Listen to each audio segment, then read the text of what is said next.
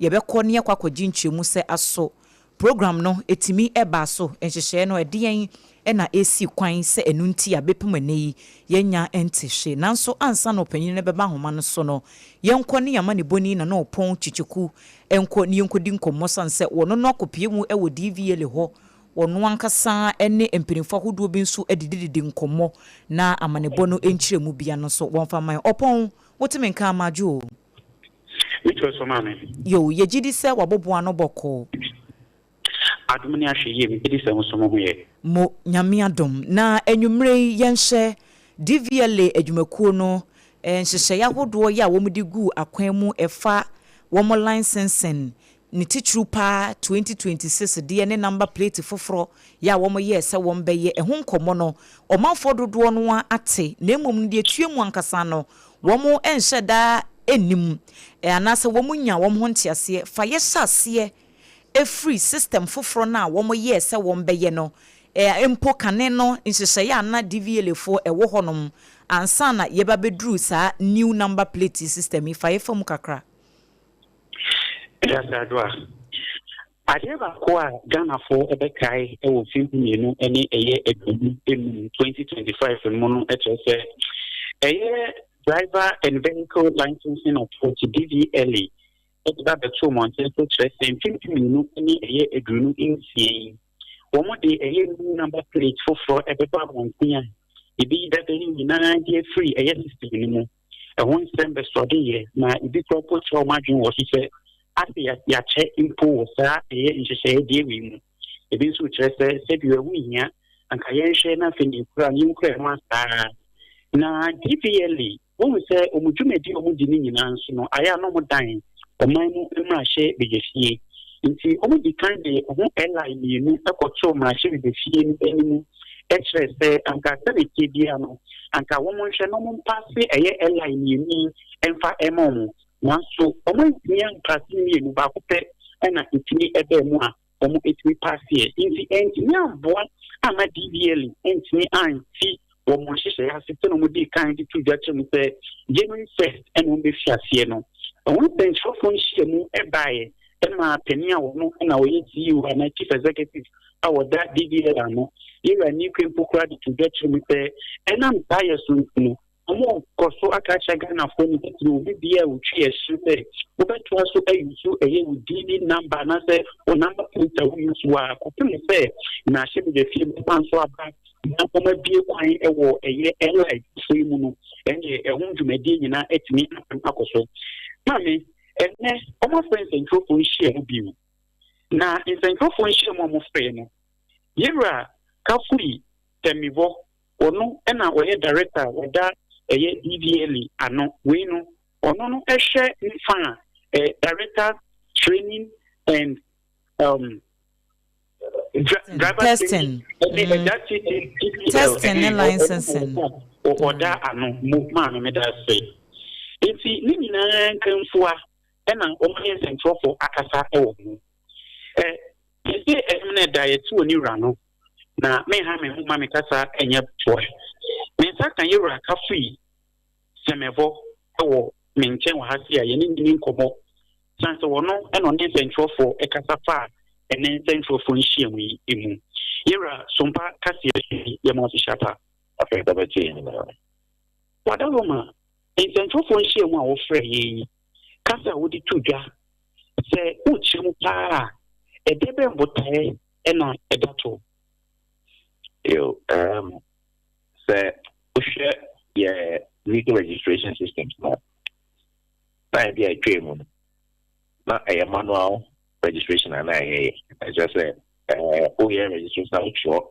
can no nyama wo bukus na ne e pese yeah a free star afia e wo mu a registration system a using computer na just say afana obia bet me I use assistant system no more ya register omo dada no I will say a kind here omo records the call of the na send only ufa file the financial computer with that if the idea friend is scanning Adwoa paper no to me scanning edit to computer also.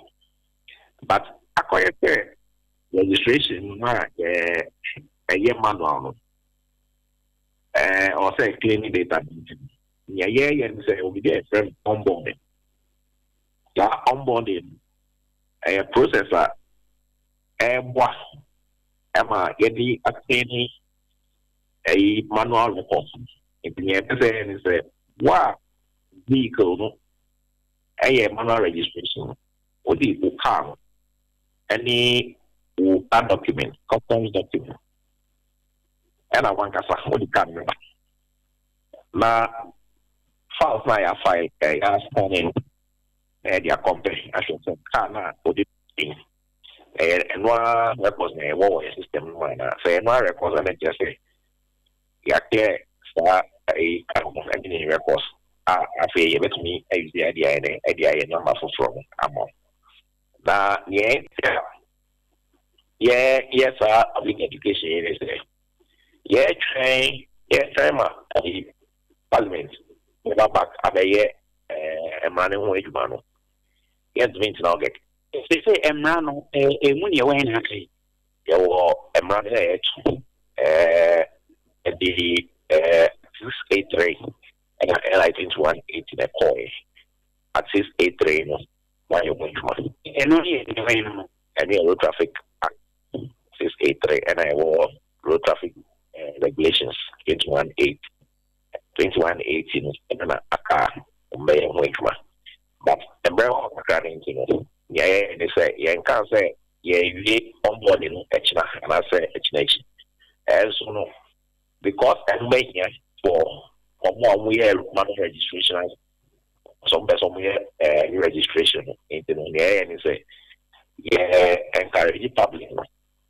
Say, Chinese now. So, open the VA office there for Okano document. We're gonna cut with their FACO. Now, ammonia verification and cleaning data and Sana and Brennan, as to say, a new registration. Yes, near social media. You only say number now, ever bontino. As in Rio Mukaka, near many shares and Mijin Seroni Motu 40. Yes, say a year in Kamantamonusia, much I say greater crack. A Kumasa of a trust, Kumasa. You want him dear near, who identifies okay, who we now. Eluntino is the woman. This particular driving number plate here, Eba Montino. Say, Obi, be a framework. And I shall do it anyway. Okay, first of all, I mean, can say a greater kind a region of registration. Into no, the Ashanti region, Ashanti region, but only Kumasi. By your office of Kumasi office or a registration center, our code. A number plate no so so far places now yes everyone say GR greater crack a code in the region of registration I want a plate no so again center Nankasa and I want Republic of Ghana and any new features there in the account but second part of the question okay, the second part of the question start let's say a debate. The ocean place we any around that friends be brave. Year of registration. Year of registration new one also. Security features new one also. RFID frequency radio frequency identification. And also the vehicle information goes to Adwoa for enforcement. It is like police need you kind of or device for any check here. I'm going to say, I'm standing with place now. I was like, can we anything to say when I say be yeah, I want to see a security features. Okay, yeah, I think in this particular time, Modi a year DP, a babble muta, you report on. DP for all categories of vehicles, motorcycles or Mokambi. But yeah, who any say Bebre na omudi motorbikes eba no. They were on knocking it down into no. Omo ape ekwan bi a omo nji DP no. O yes aso a okọ asemu lockdown partner area. Again on the web. And say who check it motorbikes and fapol. And DP na issue and there's a revenue leakage to the state. And to close the gap, I will say start to say issue. And embrace every amount coins there for me na edges DP please. Okay, you know, that been pana mushuma, mu edi in fear to do a modi be years and share when money in a necessary occasion to share you know, and modi be yes registration in a bit woman. Now, what's me, I register casa, a organ in a tissue for money. Okay, it's a, can say, yes, start here, yeah, my own up to December 2027. Maybe I did not person make an say. So on board again, we didn't have one said no. Your cards here, you register on January 2022. Between January 2022 and December 2023. So cars no, you're starting here on board in my cars no. And very by the fresh category of cars, they're almost on boarding into the car. You register no between January 2022 and December 2023. I would have able to. And then that's why I'm afraid. You're Jawa Moako. You share a year, Monsier, Modia Toponsoa, Mokin, my ship, the fees will be me about one passage and that line. Say, oh, it's here for the first time. And we share them, Pana, would you say, fear see to Swan more because a company scene at the pressure at the bamboo system, and also a home and commodity, Monsusio on it saying. And yeah, Baba, and yeah, say, so, say, I tell so, yeah, your systems are, I will say, we are appointment. Your systems are, say, your stations, say, yeah, other offices. I did in Shekra, as I was say, who organization which be requested for mobile service for mobile. Yes, and the machines air call, yeah, vehicle inspection points, maybe I'm going for your road ready. So, baby, me now, and many so I'm with me, I call yeah, onboarding registration. Now, I say, late now, the Obama, authority, and never issue. And never printed please. I issue please and need just any private hands. Leakage is the benefit. Okay. Mate, you're right, you did Upon Pacho, yeah, Mr. Pacho, Manin Train Kakra Nebisano, Asemi Mame, say yet senka 2026 and womo ebe ruli out sa and komoya yebui. So far no ye hu cars been so already no ya register womo 2026 dada. Enti bisane say, we ya womo briefing akyerɛkyerɛ enhyehye a wɔn yɛ ne ade no wɔn a wɔyɛ register wɔn 2026 dada wɔn bɛkɔ so use saa number plate na na sɛ yɛhyɛ we na se a yɛbɛsesa no de ama wɔn. Okay, ni waso. Yeah. Ete ɔmo register 2026 no.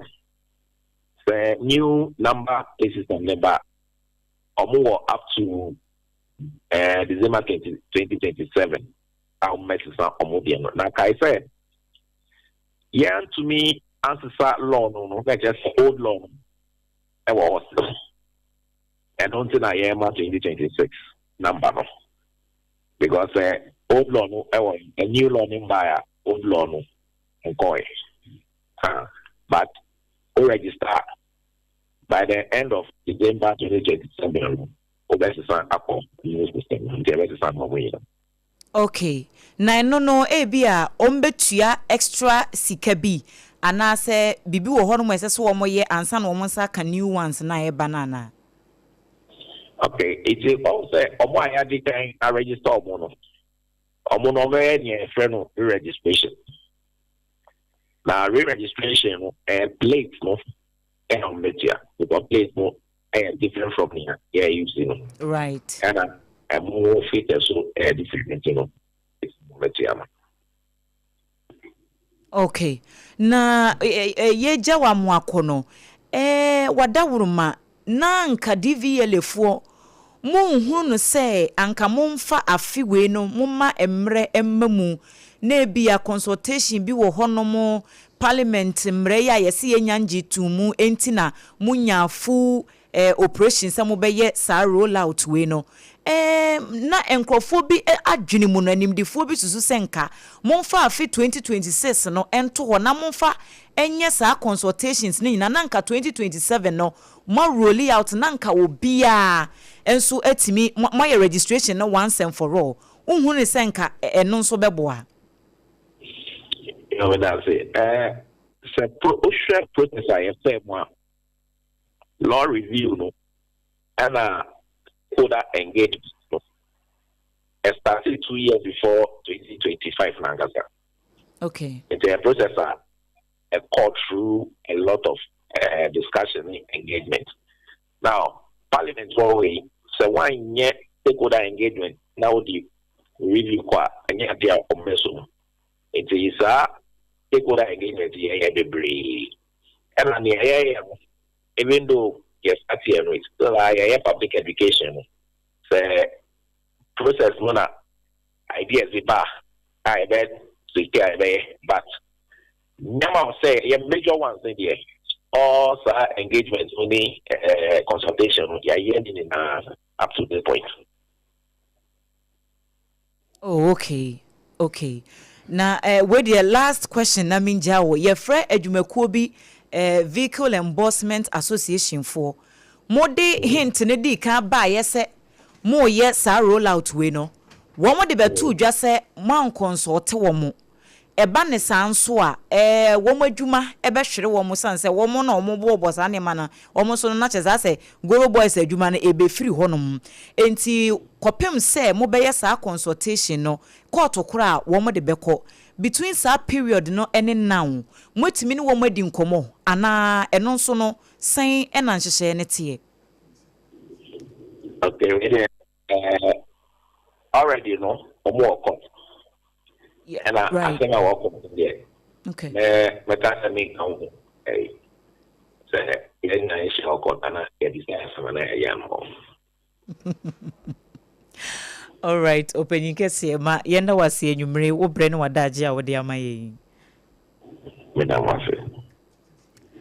All right. Ebre semu no ye be pebre na ye invite wa ba studio ha because nkomo no emu ode enansem bisa bebre nso wo ho. Enti ye be share invite no aba ye studio ha na ene sa 45 minutes bi kura sa 30 minutes na ye nyabre na ye di nkomo a aka nso e wachiri ora. Ye da see you pa. Right. Enti opon. Morning. Aha. Enti we dey me say ya nyina ya sumu a wo ma wie program na na Ye wi mami. Okay bibi foforo bi wo ho ma bepese obeka ho asem ana se ye mfansi Padaroma mama ne bo fesu medase mo eni ejuma Ghana de semama we eye yamane boni na na opon chichiku ene DVL fo wo mo friends em trofo nhia mu oba Facebook a Sompa 106.5 FM across wa ubehunu se yede videos no egu ho enti number plate no said the new ones na eba no ne etie no na egu ye screen no eso no ubehunu nyina ewo ehonom na opanyine no a na opon chicheku boaye ema ye ne di nkomo no wono na ye director of driver training testing and licensing ewo DVL for akache ye friend no owura kafu isemevo wono ena yenino ekodi nkomo abiebie eniemani so na vimagefo nkomo no sede waka ne tiawa no asem no ewo court enti da court befre asem no de DVL fo waka no wo maka wo court ho we mu so argument no wo de akọ enti court ho ne ye bekere baby a won bepe asem no pomasibre nso hye sede ye niomasi fe koidi a DVL fo wo ma ye krado aboabo wo ma ne ma ano se roll out ne de kwan bia so no eyade se ebeba so na yɛkɔ ahoma no eso biem na yɛne Owura Samuel Amoa GPRTU panyina wakasa ede ema wo mo sɛ yɛka ahyɛn ene akobedie hu nsɛm die GPRTU fo yɛntimi enyi wo mu emfi mu. Owura Amoa yɛda wasɛm akɔ aba eba Sompa FM so. Yo yɛgidi sɛ GPRTU fo maboboa no bɔkɔ adom no enko ani kura yɛn na yakodi enkomo sesia e de afa number plate vehicle number plate system foforo ya DVL fo no womo ede ba womo akyekere eniema eni so e de se womo ayanya ma mo 2026 number plate ne dada ne de wombe so ayusua but new one ba womo up to December 2027 say ye be rolling womo on to the new number plate system ni nyina say emrana eda omei emrahye bedwafie no woma clear bi fa e de ama womo aka bi nso enti kopem se won beye eno ho adwuma na wie no woma gye atom no enya de se ne woma register da no wom betimi ama womo new ones ni bi GPRTU fo nkomo ye kokokokso yi sen na mo nso muhu no good afternoon my name is Chiao Chief na official podium na dia kokokokso yi and abandon share or the aba. Na we nye bikaya abendi aba or the share will be back. I fashion kapo. No memuha is brother. The license any time and yes, your driver's license for Apollo. Yes, the son bebe and Prenzana and Prenan. Ah, you will to see.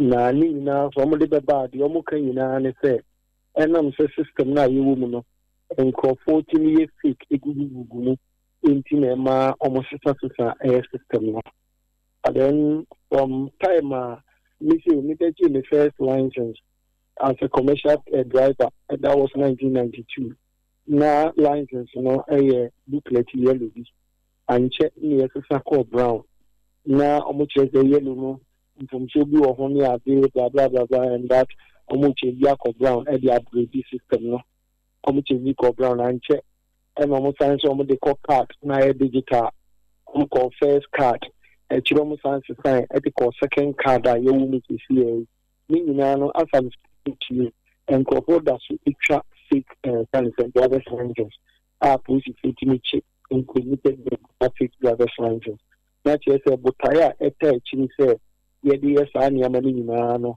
na anya dia etini achieve that purpose and that sani amani nyina so goes with the cost yaka internet abre di omudi be amze mekai kaneno ani suka TRB 1 AW 1 ni ade ema sabre edum pension bi ni exchange because new system ya yewu mi ema sisi omo say no so no nshishie bi wo ho a em say so mutimi digitalizing na omutimi capturing into their system so they be obi antimi ye fit empengum.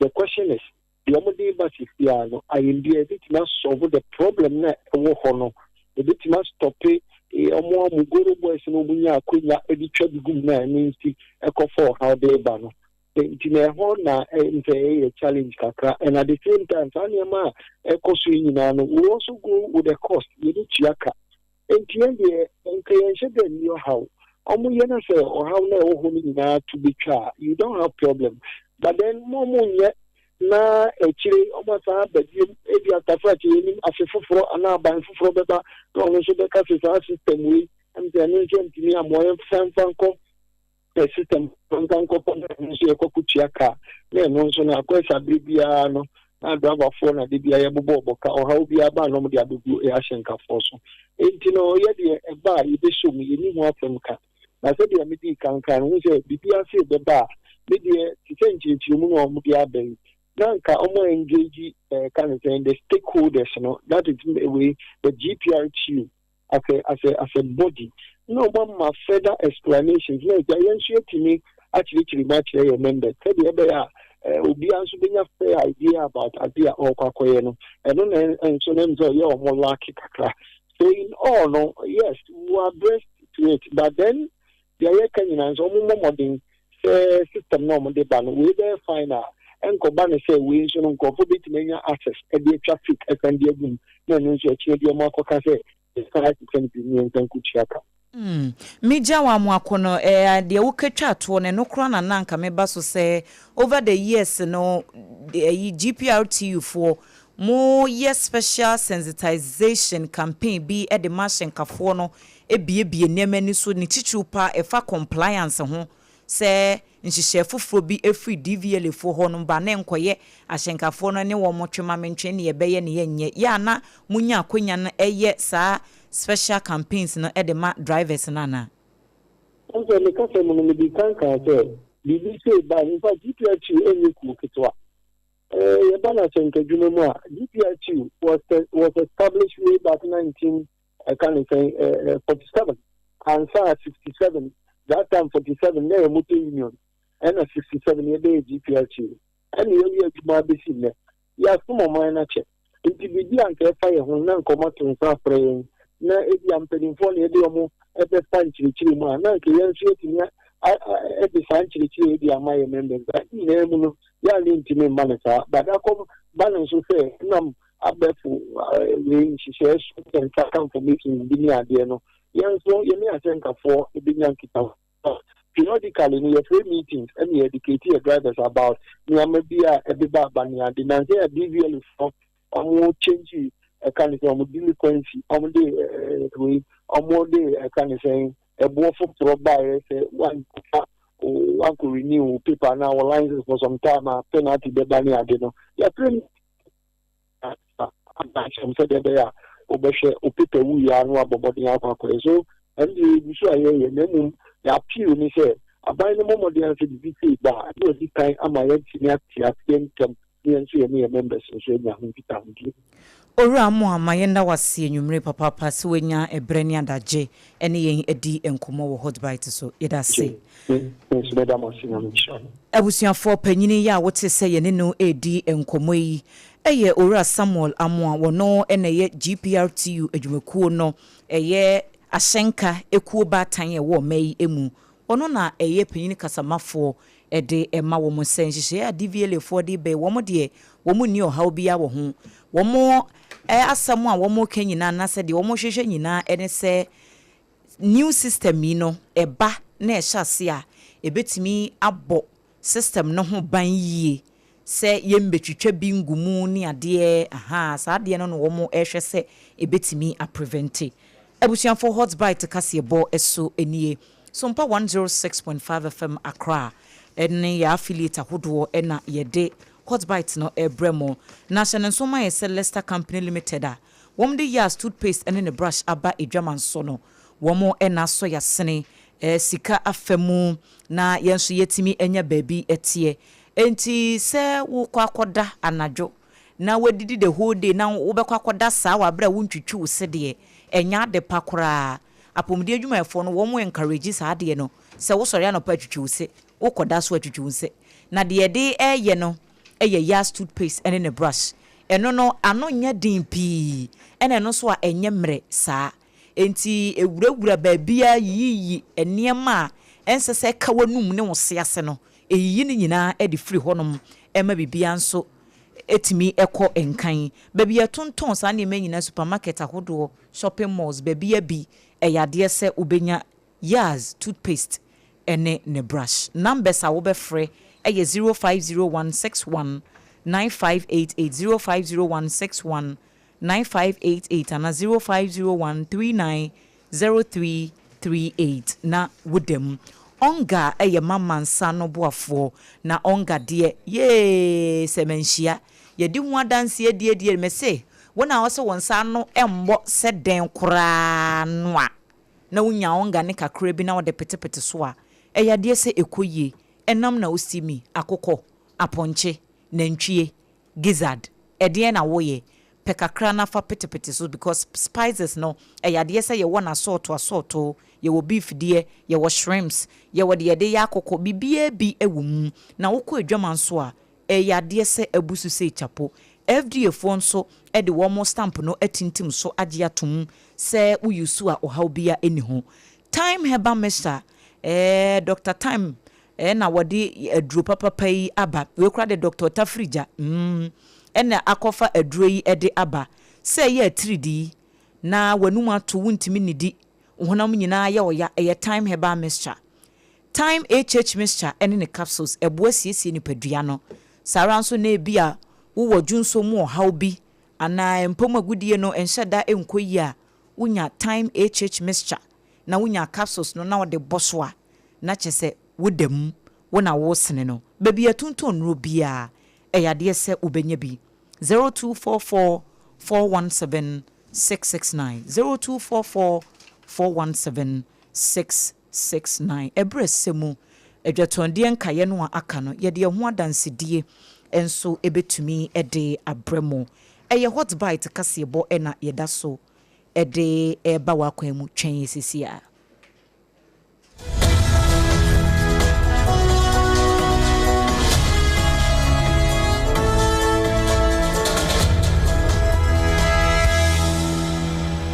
se utini se ya no hu se hot bite no kase no ne nto aso na ye de fam wo no na fa waso fam ye na join ye wo Facebook ne so eye Sompa 106.5 FM Accra na YouTube ne Sompa FM live me pacho tumirika sesi ya na behwe ade ma ye ya fa comment to ebere sem no ye be kenkan ne nyina kama e de ama wo na ye hye nto aso na se e de afiri ngoma suamu na ena awie ya bra ye dumienu kase ne wie ye no a na Orimyamfo Reverend Intim Fodwo ya wono na ya asensa otimrahye badwani wo chuochuo bi toma na yen ene wo chese ono kure ukohwemu Ghana Education Service wo mo niam wo mo de ba curriculum ya wo mo de aba no a ye chenkurei wo se wo mo de omo ahyada pa NDC fo wo no ma ahyada o ene wo ma chuochuo de ahya wan kwana bi ni nyina ye LGBTQI+ kwakubu nsam kura ba wo de 1 2 3 4 kekraw no de ato akire wo se eno and wo masha da dia fakwati kwan bi nom dia be hye curriculum ne ye be kire nkwada de enum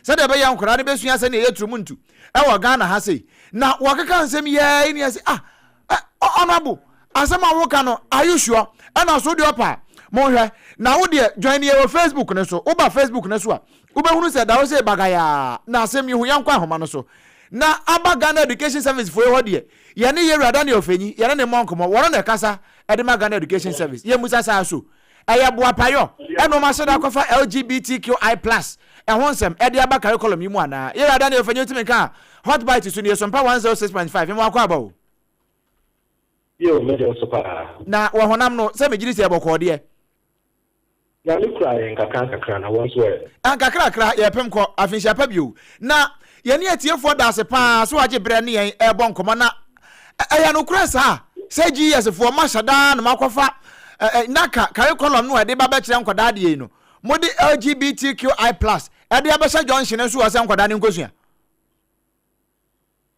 yo malenda 6 na menchia etiefo ne ashofo nyina na obejia tum say right from day one the government, especially the president, I am clear say your agenda your bar and a bema. Period. Definition for phobia and baby aging. And that is what we are working with. Yet agenda gear, we mean male and female. When it comes to this administration, this government, and the management of the Ghana Education Service, at least the new management here, you manage the Ghana Education Service, you know. We don't have any confusion over what gender is. We know gender is male and female. Any other thing you will see, it appears to tolerate, accept, or make it seem say, oh, yet a gender and your banner the Berman Kwan, at the folks will be our honor. The budget to say a idea, document, and a definition. Yankasa new management, in other words, the past administration did this. As a new management, we have not written any new textbook. Yampa textbook via Maya. Yan review any curriculum, and Yamfa curriculum for via Maya. Indeed, be able so. Assess the curriculum materials are cool, You so access, you review all the documents we came to meet. None of whom Yano, ye you near women here and a home about for Swam and Colano, so ye maintain this. But this Yamanoka say, when you anything in the curriculum, and now anything in the textbooks, a document that the past government left for us to take over. If you know, this whole gender, so LGBTQ, some and gender, new ban, the man, the phobia or Hobiano, only document, something we won't be a document I ever told you. Now, we assure Ghanaians and say we will do everything possible to remove all those contents now.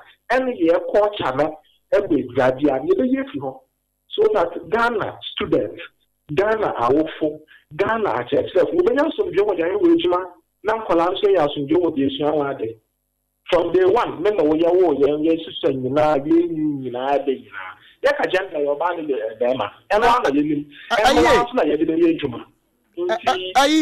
definition here will be a definition that we came to meet, a material we came to meet, and we are taking them away from our textbooks and from our system in the shortest possible time. We are currently reviewing all the documents and we will take it out. You will see.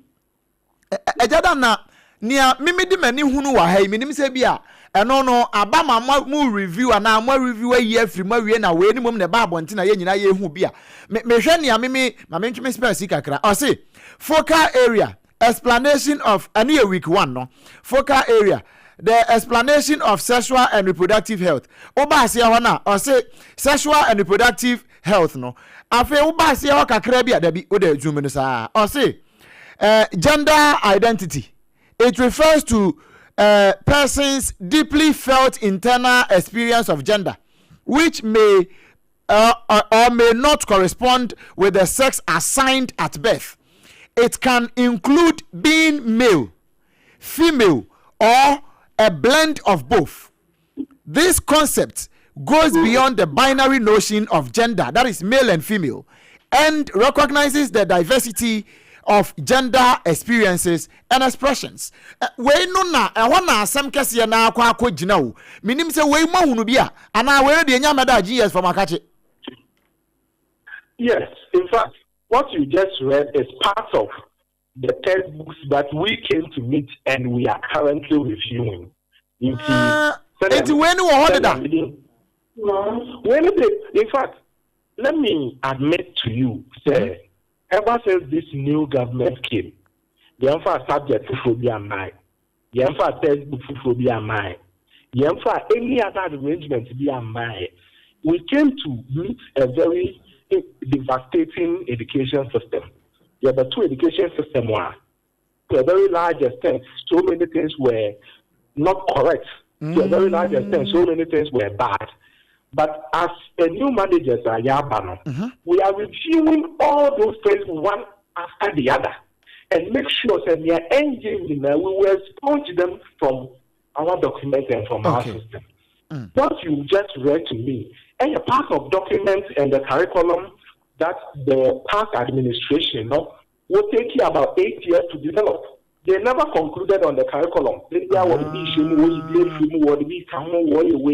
Everything you see, every document you see, a document that we came to meet. Except to say that I will assure Ghanaians to say, as new administration of the Ghana Education Service, we will review every single document. In fact, today, in the way I'm going to say, NACA has recorded the material. NACA has recorded material, just the material is marketing.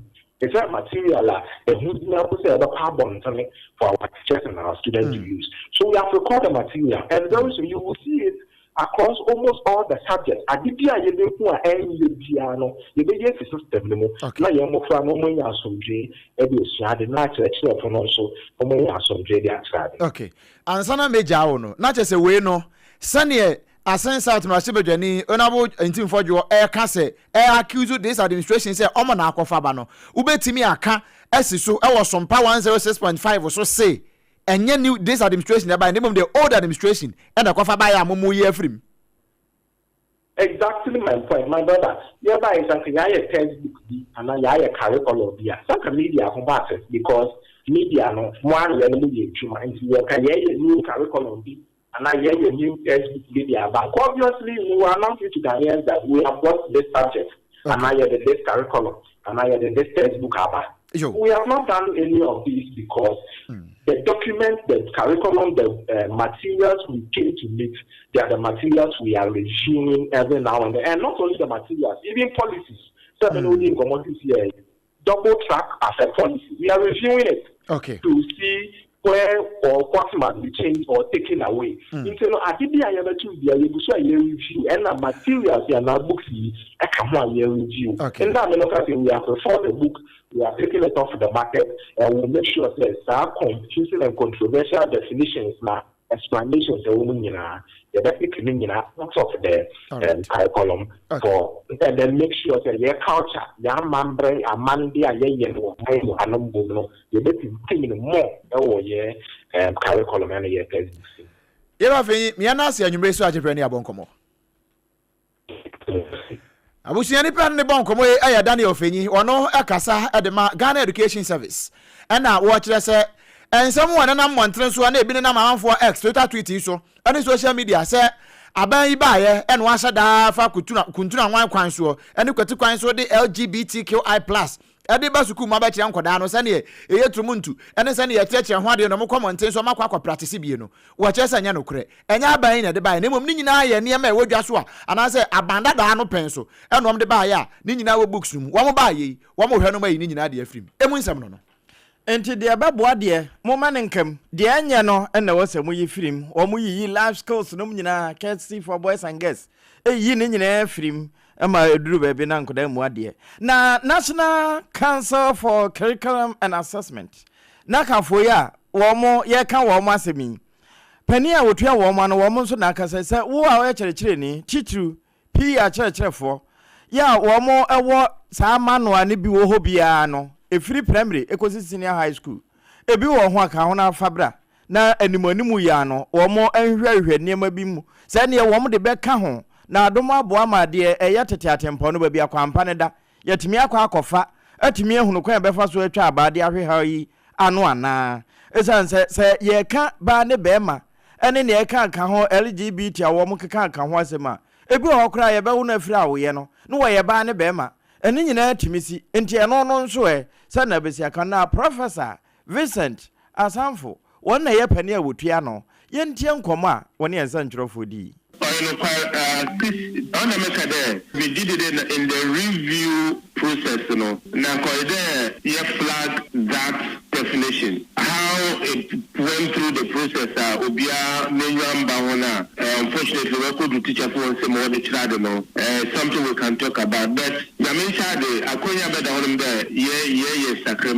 curriculum, and in the process, it will be done. I've instructed my Director General that they should issue a statement to clarify and to make the point that bit, and in fact, it is not only that bit, the whole section, that definition of terms, I just went through before your call came for the interview. I think we'll have to have a second look at that whole definition of terms section.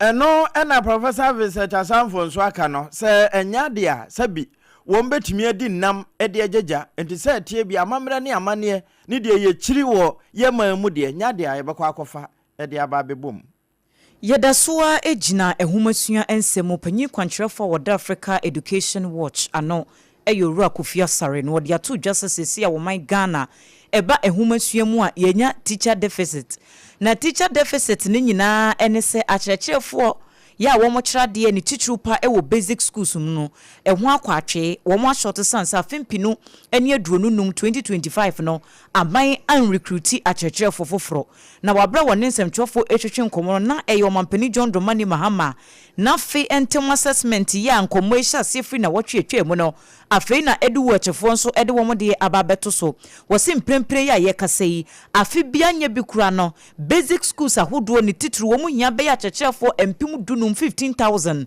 eni akire se de be ya ebetimi creative balance bi e wo system ni mu enti se sa 15000 teachers no na afi atwa mu ye ntimi amfa mu ba kokora na eyade bi e be ha dwene pa wose se a classrooms ahodo be ye empim aduasa 30,000 ankoda ene nam bachire yenyi obi wa kire wo made. In 2025, the government did not recruit new teachers, and the impact is that there are about 30,000 empty classrooms without teachers, impacting negatively on out-of-school children. In-school children are dropping out in many schools, as evidenced in our out-of-school census reports in the northern region. So there are about 30,000 classrooms without teachers, basic, not schools, classrooms. And so every year we need about 15,000 teachers to maintain equilibrium. Equilibrium means that to cover for inefficiency in teacher distribution and also atone for annual attrition. There was a deficit, exactly. That's for basic school, not teachers for tertiary, just basic. So the government must focus on deploying teachers to the areas they are needed. That is the first thing. Not just posting teachers, posting them to the schools where they are needed. That's the first thing. Na Yewura Kofi Asare wa mane nsem no anso hono mu a wose wote ne bi a etise ya na na reho de kire se ebeye den na Ghana ha wo bi asode a wompe eyi ankrankra school bi edimu no wode ne ba kwa akwaje ntete sanse wodi wani ba beto aban dia no hwese achechefo akwaje ntete na wo matro license etwa na kasa abai beto wo mapete keke na bosumi aso ne awai bibi kakra e de ama wo no eno so akwakoye boachi bidin enti nipa no wo hwe no wote ho na ne ba no ebe ha no a pe private school bi no wode na kwakotum ene ebo na ebu ne ko se dan kura no wotua sanse opedaache papa e de ama ne ba wo se sa recruitment ya ye ka ho asem enimanimu ye ne wo chena aban enyen krata biara eseso wo ye na sa 30,000 teachers no ni teacher basic schools no wo mo fa wo mo nkoto ho enye sa de aban wo beti bi ehwa. The second thing the government must do is that the government promised that it's going to implement a policy where teachers that are set posting to deprived areas will be given an allowance. I think it's a 20% allowance, deprived area allowance. We are in year 2. Such incentives must go with deploying teachers to those areas. Other than that, you will deploy 30K, but they won't go to Tatalis Angoli. They won't go to Afram Place. And so that 20% deprived area allowance is critical for implementation in 2028.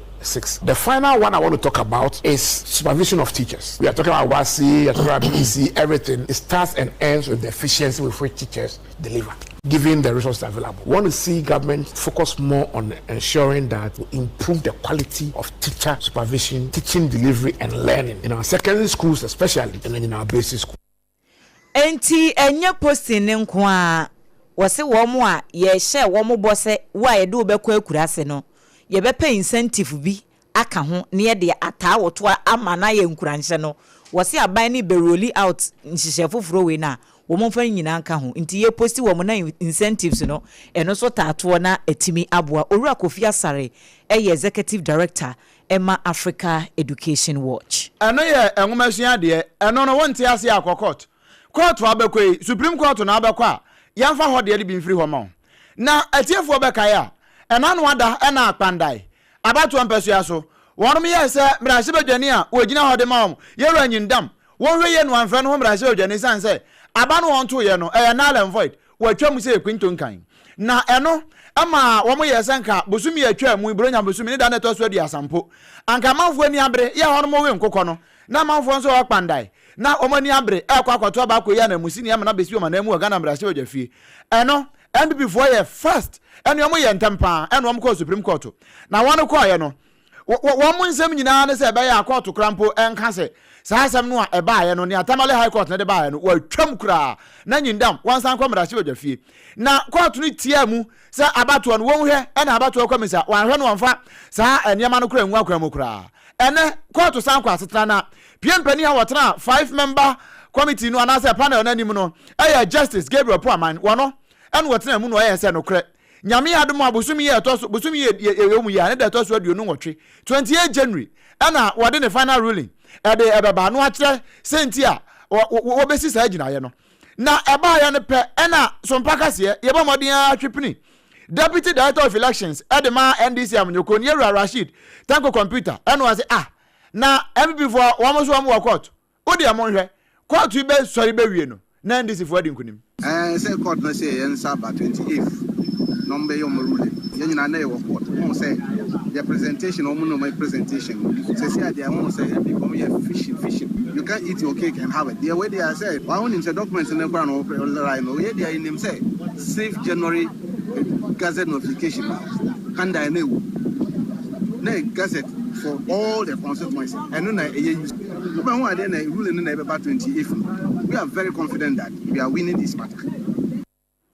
Yeah, dear, ye wa resemu wo gidie se sa asem we pan de ebedi mu nkunim. Rashid, Tanko Computer, where Deputy Director of Elections at the NDC. Na ye ne kasa wie ye pe ene aso. Na South Dime Rasebedwani, won na nenam ha ye ne nchitu. Ye ra Roxon Nelson Dafiamakpo. Ye ne bonkomo, no no so kire say. The court just heard arguments in the sexual application brought against the decision that was delivered by the High Court Commercial Division in Tamale regarding the order directing the Electoral Commission to order for a rerun in the Mandai parliamentary elections. The matter has been adjourned to, I believe, Wednesday, 28th of January for a decision. Now, we believe in the wisdom of the Supreme Court, so we know that justice will be done. Will be done. We South Die, Mrashe Bedwani, Odonyam for Roxon, Nelson Dafiamakpo, Nene and Yeti, you know. Yewura Dafiamakpo de ye free so a court ho an ye gina. Na we de ye owura Fred Kumi, a ne se abutireka. Ni case no ho nsamo a na no na wo mo eka ho bie de beka se second and third accused no wo mo chasa ne esi wo baburum na ano bi Pancho Plato wo be ohoro ne nsafiri Yesu asem no ho no ebiasi e wo court ho na de ntia wo mo ka we ni se wo mo ntimi nhunu se biribi na akwakoyi ne ho adi e de a kire mranimfo no o se san na tio na mo abutiri ka case ne de wo mo ahye se nyame de chen ya bronya chiboso memienu February ojefo ne de etoso nanu na won besa so atena so bio na mmom mienu ne miensa wo mo de ne ka ho ne de e say aya sunsumabo ye no wo mo dwendwene ho se de bese na lawyer Robert Ishmael Agremisa wono na ye mranim ni e de ma asemi ye ntie ne nkomo ne yensa ntwerofo boy. The states, by its own reason and evolution, says that A2 and A3, they do not desire to continue with them, and therefore they should be discharged. That is what the state is saying. However, the judge who was assigned to sit on the matter today says that no, she's not going to discharge them, but defer that to the substantive judge. This is most unfortunate. Enkomo no na what say lawyer Robert Misa Ishmael Agri waboso e de akire Sompa kase no. Yedasoa ejina emra boboano na Judicial Service Staff Association of Ghana eye jusagfo womo so na de nkrata abai na niewemu eye tiawa womo se womo ne aban no etena se afia etwa mu beye September mu ho ema omen soafo be de akire ya ohwe sikasem so hye womo bo se womo adesrede a womo de abeto manim se womo nyensa kire kakra ewo Judicial Service Staff fo womo asetene mu na ne titru sikasem kwan so ya bibia e frɛ no base pay no anka womo enye adjustment kakra womu no wose Finance Ministry no ehye womo bo se hwiebe afi 2025 no beko na wieye ne de no womo ti womo so fra ye bibi e de ama nti enhyiamu no womo ka kire womo se ohamu nchichemu edu 10% ena womo betimi e de ama womo se increment e wo sa base pay no emu na womo se sa increment no kura no e be hyase eye afia na etwa mu no na se January ho no mo e ba no ananka na e be hyase 2025 ama mafe no akwawieye wo msi bronya ye kodi ye amanfo re nkokɔ edi mummo ene ye ho nkro ne ba no judicial staff fo wo mo no wo ma ye mobo say because kan ebi ni ho ena living na ye wo mu no kra na sa 10% base pay adjustment no enya de a ene Ghana living no e corresponde enti e no krampo no na wo mo mpene so for ha mu chichemu edu no na se du no kura po wo magye atom afei aban be implemente na wo so anya mu mfaso no eno so akwa ebibie ho wo se nkomo no wo adi enkosi aga enti sesi an wo nyina adwena kobenkurom se nyame yadom Adwoa eye bosumi ni de tosu edunkron 19 January 2026 wo de wo makade nyina egu ho enya de se wo mbekọ adwuma enti wo mu a wo mu kesi da court ye pendi nyina no se abanya mam amma jusakafo no ansesa wo madwene de ya ene court cases ni nyina bekọ na belief bi ani ho wo bekọ na ayi court clerk bi ante ho wo bekọ na ayi jurors wo ches wo bia kure ni ho na wo bia kwakọ bia court dan no kwakọ akodi wasem enti wo mo sesa neoma no a aban no ene wo mo eye no wo mo bonyo so enti wo mpe no toto mpe no a wonhwe na wonye wo mabisade no ema mo nya sade 19 January no kwa bia so strike no eyade se ebeba so ani ebaso a eno ba ya asem kese sanse ne nyina yesikasem na sikasem ya ho no yamfa ya ne nkyeremu wansam foforo mu eno nso kwa che de efa sika kro ya ene yede ye amanfo bi wo mo ekohia mu kwafiri kwa mu wu a enya asem kuma akra na eno no ewo Cape Coast ene takura de kwantempon no so ba bia efra wa se commander asamasa eho asem ne yekan na enura dampo ena asem kese esi ye ebese anadwo no no nso aba ho sima no bese aduonu enum 7:25 pm ana DO2 Wasiu Abdulhudu ya wono kasa edeman fifi mantamu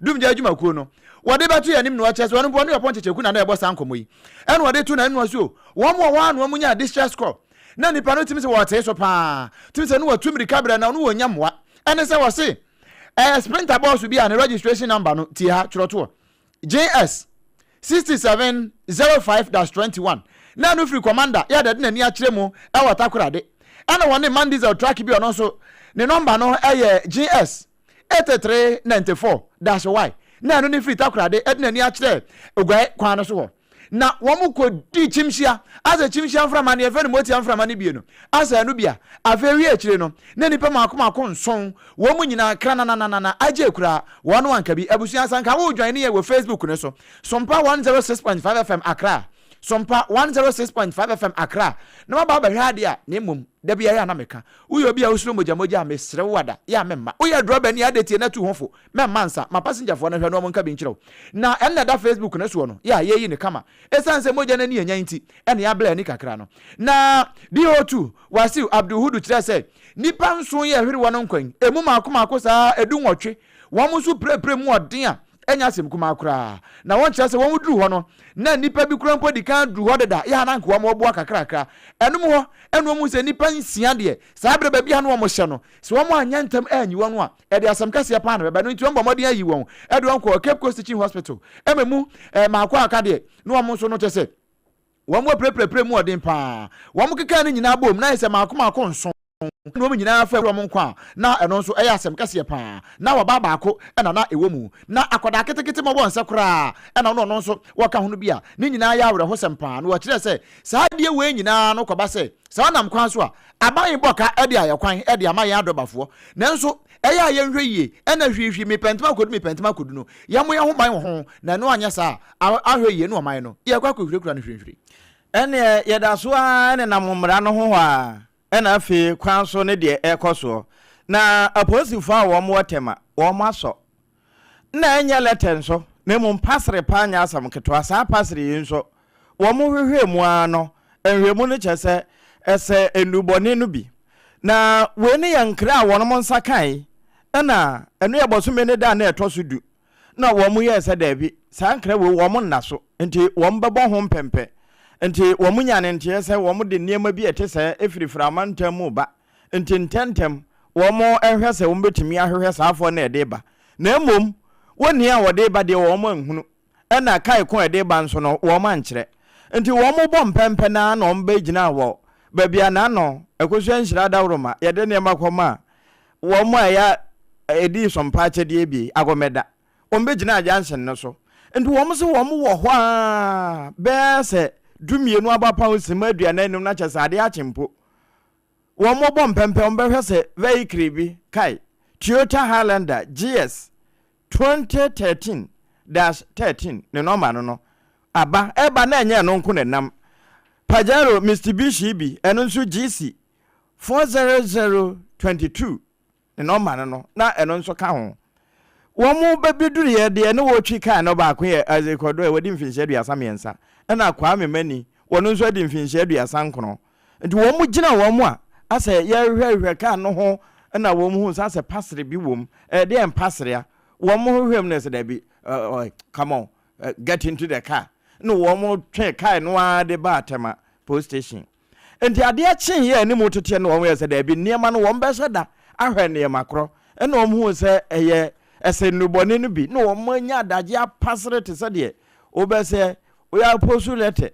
na ye de ekọ enti sa hwehwemu no wo mo bo ne nyina no e de laboratory baby wo mutimi nya forensic crime laboratory testing no wo mo test so wo mo test na enye ebia e champon ye wo mo de kọ yaduro na enye trotro no bi na wo mo hata na se ya de foforo bia ene se tie bia emra ene wo mo ebedi na wo mo kenka nya nso na ye pasre mako apem ahensia anya asam ketwa 6,600 parcels of rap drugs and the ASP the day akpasu wono na kratai wodne nsa sha asese ampa de na wo mo etete no wo mo nyache na mo de bekwa akoyenhwe mu ansa ye kai wo Sompa 106.5 FM so enie hot bite kase bo eni no nsia de na yeda so a yede ebrem midimafo heba center Dr. Time da so eno no doctor say yade bi etete wo no fa bedan no na wontu ase emfama say ye stroke say ye waist pain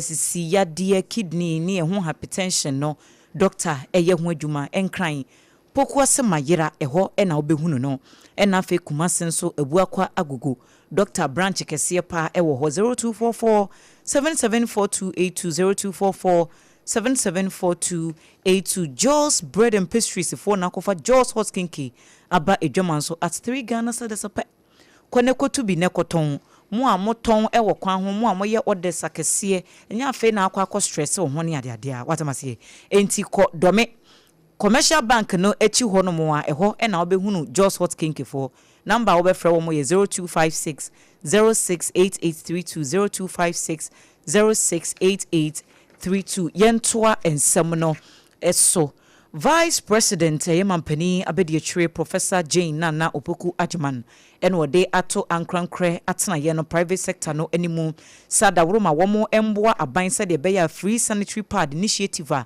aban no de abase wombeche amoase tamibi de ama free wabra womo entua hye no wogidi se private sector no eso sa project no emu a ebetumi ayekese no womanya funding no so kese pa no wom de ayesa project no wose enye so woka ne kwa nemu nyumaku ahodo bebre no a wom de wom ntomama abo aban de ano no eyade se ya nsunsun so efiri mu ba no na edoso wose we nyina eka aban 24-hour economy initiative ye tretremu ye ma nyuma aba we nyina ka ho bi eno nti en wode sa adesredi etuja.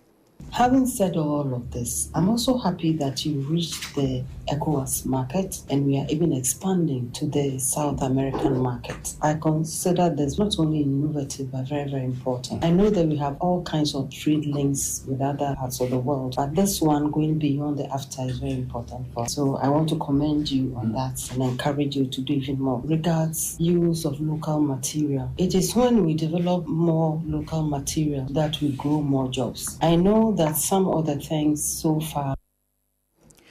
Ene ya yekoti esesi eye mampani abediachire Professor Jane Nana Opoku Ajman. Na ye free hwa na ye ba poku ase. Wahema ya wo poku ase ewo enkran ha ya eye na clockai densia ya otoso 9. Wono ana wo ka se wo kire se wono se ubepiem wo ne mpatam hwa se poku ase ne mfimfini ho no. Se man nam bankyere saa bohunu na wakwafa nyinsem bi ehun hia no no wakwafa de ato ne ho so na fe be wi ase no se so okosuku kra no high school dropout na fe wodi ohia na eba beto abusuan so no wakasa tia na one na no point teku na ebe osan komo yi mena human rights bibi aba nti ohim kra kasa na ye the human rights abeso ni na mu na nti we nyina ka wona say ama traditional laws no follow apart the little ones should listen to us. When we say something, they should listen to us. Na the asumbi beba. For me, in Pokwasi here, say me who say nkwala nam keke me mpe nti edu afibia me nkwala be say 10 na 20. To me the call additional vocational training. And then say my ebi mo mo koye cosmetology. Sa nails nyama no. Afi nso me hwe kwan say me di zube ko. Nti we are trying to help. Nti nkwala nso nti asem ye mo so hwe so no mo ko na bibia ndadi. Na nyinse yenjai unyinse ntem sana sika nka hope na di hia na eba krum nti eno so munti asem se school na okwa hwe so ne ko uwia na nyame ya adom na betu aso so afato aso asampa we etia eno na aka ne boko sa no nan klokai densia ya otoso enan wamfa ne nsam no anso a wode kakra kan ho eno wa chese no kure ohwe ne ma a wo ye ne mpatam ho no ano a wo begina so na waka asam kakra de atrema mpani mahama. Me in particular, me problem in my own, who say I help a lot. I don't expect say me go stress sponsorship. Na me the bobiana faso emma. So I'm always talking to them. But me han kola hu na omo ba me do muku don't know both of them. Nti me pacho. The auntie as me so nyame my hu no my nyansa na how to say. Ma ha wo dwemo. Emily wo kekwe ma me fe no kana jo. Ni jowo ma hi eni hello president mama. He the me fe ni ketun. Ni imane le hu e jowo fe e jo mfukwase manche. Mfukwase traditional council ife. Agbene wo gan fe manche. Ni takite kuchu. Ni di enyo. Do ajole ni hale ngawo. Emily le ke kura ga mama fe. Na klokai densia ya otoso enan wono ana yo hema ya wo pokuase wone na oponchicheku enkomobo no ebi na ate ye no na enum no na we agricultural research scientist Professor Roger Canton wono nso aka asem bi de kire se eyesa sabre obeka se ofasike kuma bi wuradwam a unya nneema to a ne bo efo titru ene kuamu nneema nanso akuyafo na ekoye se adwuma no a enema na ba ye to no fofofo no kwan ombesa kwa akofa so akoyo bio eyeka mpo wo sha ase se wo ye adwuma ni nyina ne ba bia wode no ba ye ne ba beton na nkode atene kaso bia nam se bo na ya funti ontimente ne kampo na kampese wonyamfa so asa de akoye bio. Now, the prices of food in Ghana currently are far lower, in fact, maize, far lower than the world global maize price. In fact, to be specific, in my own area, where I come from, Mississauga, if you go to the Mississauga area, where we are told we are the best producers of quality global maize, and that is a fact, by the immediate past minister, Honorable Dr. Brian Champon. That is a fact, the evidence is there, you know. But a bag of maize, 100 kilograms, is selling at a paltry, in fact, started 200. Eni a woti ye eye penia wa bempa ewo kuyayom we research nso scientist Professor Roger Canton. Managing Director ya Oda Ghana Publishing Company ano Nana Kwesi Boate en wode atu dwase atena no womatimi abom ho so yi asese no adwumakuo no sikasam no egina yie pa wo hwe busumi edu ya ababesena kwa wose sesi an womanya sika esom be 50 million Ghana cedis eno da hɔ a se investment foforo bi kura be pie sesi a wombetimi anya sa akonya no na wo moaye wose ewom se sa sika ya wobodin enye se da bank account bi mu a enya adwuma bia nemom no asam wo pese wo kanyina ne se enam hyehye papa ya Ghana Publishing Company wo moaye nti ama adwumakuo no sikasam egina yie. Currently, the company can say that we are liquid enough to have an investment of, something in the regions of 15 million or even more in a fixed deposit. These are not figures you usually will throw about because then all your other transactions are viewed in that light. Point is this, that the company is in very sound financial health right now. And this is what has happened in 10 months. And the reason why we are in this good financial health is because some sacrifices have been made. We started a 24-hour shift when we realized that overstaffing was one of the ene ya yekotie sisi yi managing director Emma Ghana Publishing Company na Kwesi Boate na afi yekopiem wobunu east na tachiman south MP no kane no na oya so afo local government so man Ghana mu Martin James Akosa na wawurawura mu anya nkane a de ama nkronkro bi te se asansu asare krom denta krom atakrom na afi yafra krom na wapan kane ane ma won wiye no eno ne so of mama otutu atuo mu so mpata chima wonu won bon ko no chense ma kire won sei Thinking by 2020, and I'm a pre Yedin Puja Macrea. The Kaiser, a bra, bay of me, cra, not a person shoe. I want a call. May I make a semi to Creeka? The Betunes you now, you the Myron day. Aquania Macy say, I'm a kite, answer my ever 2 cents, you know. If I pay your tea, maybe I'm one of my kite. And dear, this is none of the near sea break. Your 2 senior airways are not a hammy. Now, Nina Mununa. Kani asem so esi ani so kani nka yewie yenyina ni mahawa ya de sanko ban we aye orimnyamfo Martin Ajemen sanko san we wie no so enya light ne nko a o meters omde ba connect light no wa pa bia ma won wo sanko atobo de akoma wo aka naka ho unya mita se na bai 17 ya nya ne sa keke kanya no ba so mita e den e di akire me ba nanka me pe bob bia e den asan de abem na mu de bomb fie e so pun na egum no me san kasa fa nti me sa ba biem amen na me de pub na abem na mu de bodem na che se o ha ya ire aba ti de e se me ye ma fam bia nyame ado e tima ye de ba yi ti ne me ba ne aba be so Onumnyamfo Martin Ajemen sanko sa ene yete ne nka no manfo na omnya asomfa so ni bie no wo mo so kire wo mani so Pacho mete ya frokrum am say 2026 honorable abaso e light na mai the honorable ayem yakopon tunum kwam na me enhia ne kase pa ye do na se bibi obosom bia enye ye ma no na edwuma nso so no enkoso enfama honorable ye de omo amuta honorable so achi no so ye de munna so so ase yakopon enhia munna ajaku ya frokrum yule la malisi mavis ayi ya frokrum zine honorable wanyoga te light kore ota baraka pa ata baraka anu aka ne saa no we your manfo no mfa so omanya ewo onimnyafo Martin Ajemen sakosa na yaye mi ya waye ede ama wo ho no so ye nyina we so na ye na ne ye ho sima pemra ye ba kase no ne aka na do so ye ne nyina bema wo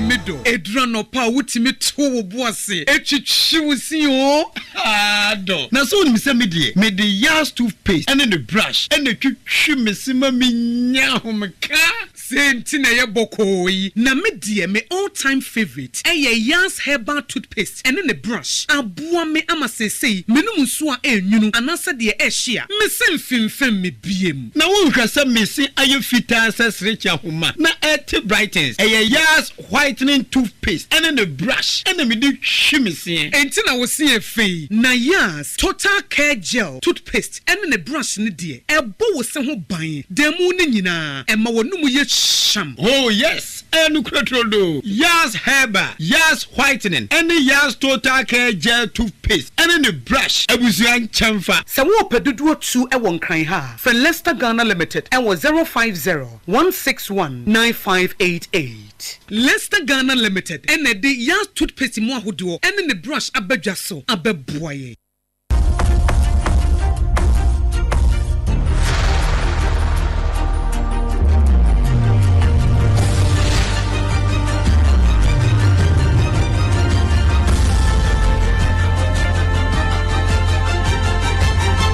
Sompa TV Emma Aketuapa nokure Emma Aketuapa ye to answer no so akopiem wa amanone etiefo beka abesa na awatwe mienu mu anie na akopiem wa Tehran no wo Iran wo mo e demonstration kese pa de asehye so ya me no kasa nipa besa mpem mienu 2000 wona afema hwero mo nkwa na no na oye ne na ekwaso no wo musu e reframe ya no ofa Donald Kwaku Trump aje nkwa wo mo frɛ se wo mra onu wa magi won na asem asi wo ho no de eche nkurei no ena nam so krama ena no kwasi ada no wogina so to bi di ma Iran mampani ema no kran so no so be respond ya ka na adwende ache Donald Trump ene me am of aka no ho wakasa de afa nsem no ho na ne nkasa ye ne yentie bi mra.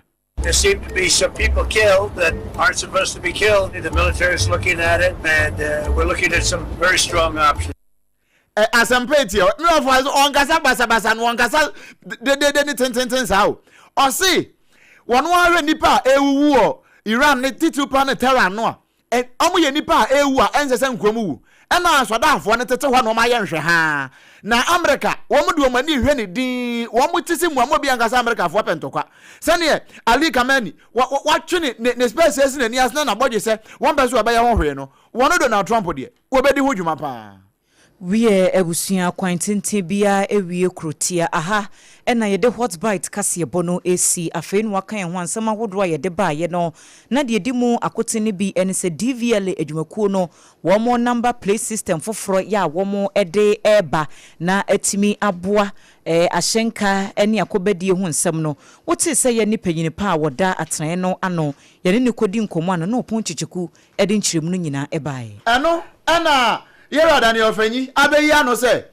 Someone nam social media no so. Someone akwafa LGBTQI+. E dey share curriculum num no. Enya afie we ya. Ne mbosom ye twa mu. Ana se wo mu ehya ase no. Wo mu ni ho. Wo mba wo mu yi ni nyina de afrim. Saa na Professor Roger Canton so de beto so se enuane bo ayefo nyina no akuyafo ayoye na wo maboka. Jusag adwumakuo no so se aban anhwe no anye bibi amfa sa base pay ohamu chichemu edu abepem ne aban no empentie ho asem no a ene abosumi ni de toso edu nkron wo mo ko strike Jusagfo no ebi wo Supreme Court na Supreme Court akwa asetena wo se nyame ya adom a bandai abato na wo mo se ebeba so na ayema so no bosumi de toso aduonu ngwotwe wo de ho nsem nyina beba agobenda wo ma so ebinom pechi ama sabra make say okotama police station na wo mo okukum pasra na ekura won so se eyenubone ensam no na ebika ho ye kwama no ne na yede ne nyina Ebremo Leicester Company Limited yeda wo mo ase wo mo na efa ho ka afei onganso ebeboa ye time herbal mixture ebae RSYD Noviju Studio so papa eno no afei midima for herbal center Dr. Time da so Jaws bread and pastries ya wo makofa Jaws hot kinky aba wo mo so yeda wo mu nyina ase Sompa 93.1 ewu kumase ya affiliate ahodo takwatakra de techima nsunyan kranza doma ene ni akeka ho nyina be fontintan ahodo nso ba bia na yeda so ebi akenkanfo a wote yenka ene anwumre yi midin ede Adwoa Asare mene Oduman kuma chiame Obrempong nana kwaku ampoma enafi triple A man ejapia Apam Dadaa